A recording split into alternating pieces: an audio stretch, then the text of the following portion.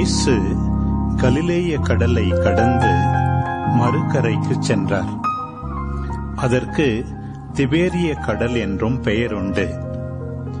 உடல் நலமற்றோருக்கு அவர் செய்து வந்த அருமடையாளங்களை கண்டு மக்கள் பெருந்திரளாய் அவரை பின்தொடர்ந்தனர். இயேசு மலைமேல் ஏறி தம் சீடரோடு அமர்ந்தார். யூதருடைய பாஸ்கா விழா அண்மையில் நிகழவிருந்தது.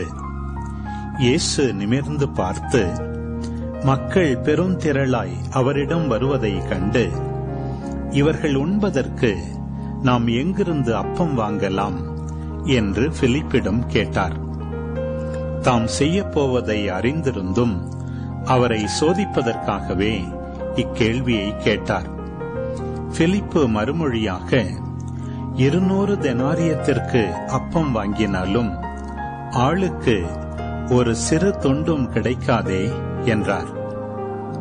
அவருடைய சீடருள் ஒருவரும் சீமோன் பேதுருவின் சகோதரருமான அந்திரேயா, இங்கே சிறுவன் ஒருவன் இருக்கிறான். அவனிடம் 5 வாற்கோதுமை அப்பங்களும் 2 மீன்களும் உள்ளன. ஆனால் இத்தனை பேருக்கு இவை எப்படி போதும் என்றார். இயேசு, மக்களை அமரச் செய்யுங்கள் என்றார். அப்பகுதி முழுவதும் புல்தரையாயிருந்தது. அமர்ந்திருந்த ஆண்களின் எண்ணிக்கை ஏறக்குறைய 5000. இயேசு அப்பங்களை எடுத்து கடவுளுக்கு நன்றி செலுத்தி அமர்ந்திருந்தோருக்கு கொடுத்தார். அவ்வாறே மீன்களையும் பகிர்ந்தளித்தார். அவர்களுக்கு வேண்டிய மட்டும் கிடைத்தது.